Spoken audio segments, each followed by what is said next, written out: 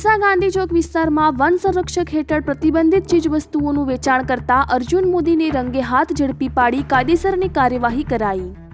બનાસકાંઠાના ડીસામાં ગાંધી ચોક વિસ્તારમાંથી વન સંરક્ષણ હેઠળ આવતી પ્રતિબંધિત ચીજવસ્તુઓનું વેચાણ થતું હોવાની ઘટના સામે આવી છે,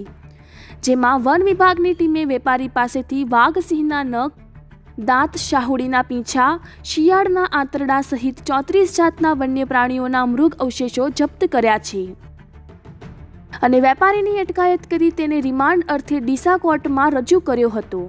બનાસકાંઠા જિલ્લામાં છેલ્લા કેટલાક સમયથી તાંત્રિક વિધિના હેતુસર જંગલી પ્રાણીઓના શારીરિક અવશેષોનું વેચાણ થતું હોવાની માહિતી બનાસકાંઠા વન વિભાગના અધિકારીઓને મળી હતી, જેના આધારે જિલ્લાના મદદનીશ વન સંરક્ષક ભરત ચૌધરી, RFO LD રાતડા અને મુકેશ માળી સહિતની ટીમે વોચ ગોઠવતા ડીસાના ગાંધી ચોક વિસ્તારમાં એક શખ્સ જંગલી પ્રાણીઓના મૃગ અવશેષ વેચતો હોવાની જાણ થતાં વન વિભાગની ટીમે તેને ઝડપી લીધો હતો।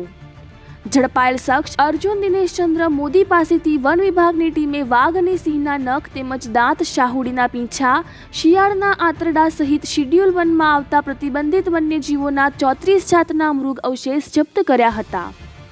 આ અંગે મદદનીશ વન સંરક્ષક ભરત ચૌધરીએ જણાવ્યું હતું કે ડીસામાં એક શખ્સ વન્યજીવ સંરક્ષણ એક્ટ હેઠળ પ્રતિબંધિત વસ્તુઓ વેચતો હોવાની બાતમીના આધારે તપાસ કરી અર્જુન દિનેશચંદ્ર મોદીને ઝડપી લેવાયો હતો અને તેની પાસેથી 34 પ્રકારના અલગ અલગ પ્રતિબંધિત વન્યજીવોના મૃગાવશેષ તેમજ પ્રતિબંધિત વનસ્પતિઓના અવશેષો મળી આવતા તેની અટકાયત કરી ડીસાની જ્યુડિશિયલ મેજિસ્ટ્રેટ કોર્ટમાં રિમાન્ડ માટે રજૂ કરવામાં આવ્યો છે। બાતમીના આધારે અમને બાતમી મળી હતી કે ડીસા ગાંધી ચોકના વિસ્તારમાં એક ઈસમ એ વન્ય પ્રાણીઓના જે મૃગ્યા ચિહ્નો જેવા કે શાહુડીના પીંછા, પછી વાઘ કે સિંહ કે એવા જે વન્ય પ્રાણી છે એમના દાંત, એમના નખ, પછી શિયાળ, એમની આંતરડી ને એવા વન્ય પ્રાણીના જે મૃગ ચિહ્નો જે કહેવાય છે એ વેચતા હોવાનું, સાથે સાથે અન્ય વનસ્પતિ જે ઇન્દ્રજાળ છે કે એના પણ વેચાણ કરતા હોવાનું માલુમ પડેલું હતું।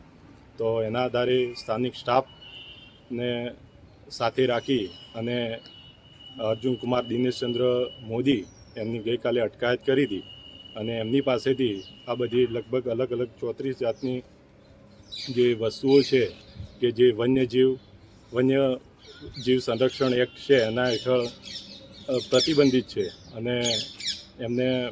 એમની પાસેથી વેપાર હેઠળ મળી આવેલી હતી, તો એમની અટકાયત કરી હતી અને અટકાયત કર્યા બાદ આજે ચીફ જ્યુડિશિયલ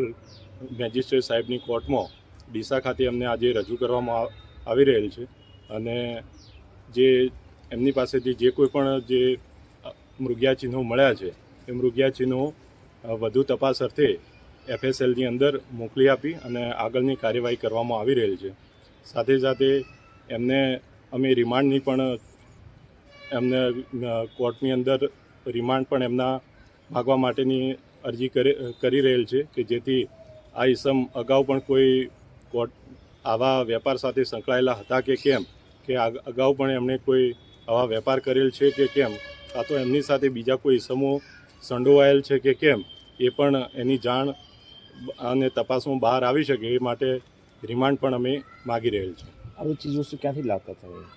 એ તો તપાસની અંદર જ ખ્યાલ પડશે કે ક્યાંથી મેળવે છે અને કઈ રીતે મેળવે છે। અત્યાર સુધી કેટલા લોકોને વેચ્યું છે, કોઈ આઈડિયા? ના, એવો કોઈ આઈડિયા નથી, પણ એમની તપાસ થશે તો તપાસની જ અંદર ખ્યાલ આવી શકશે। આમાં સજાની જોગવાઈ શું છે? સજાની શિડ્યુલના આધારે એમની સજાની જોગવાઈ છે, 3 વર્ષથી લઈને 7 વર્ષ સુધીની સજાની જોગવાઈ છે। સાથે જો શિડ્યુલ કોર્ટની અંદર હોય તો કેટલાક કેસો માંડવાળ પણ કરવાના થતા હોય છે, પરંતુ જે શિડ્યુલના આધારે જે કોઈ પણ ગુનો બન્યો હોય છે શિડ્યુલ 1 to 4ના આધારે એ મુજબ એમને સજાની જોગવાઈ થતી હોય છે। આ કેટલા વર્ષથી આ લેવેચ કરતા થાય એવું કંઈ? નહીં, એવું અત્યારે સુધી કોઈ ખ્યાલ નથી આવેલ, પરંતુ એ તપાસ કરીશું ત્યારે જ એક્ઝેક્ટ ખ્યાલ આવશે કે કેટલા વર્ષથી કોણ આની અંદર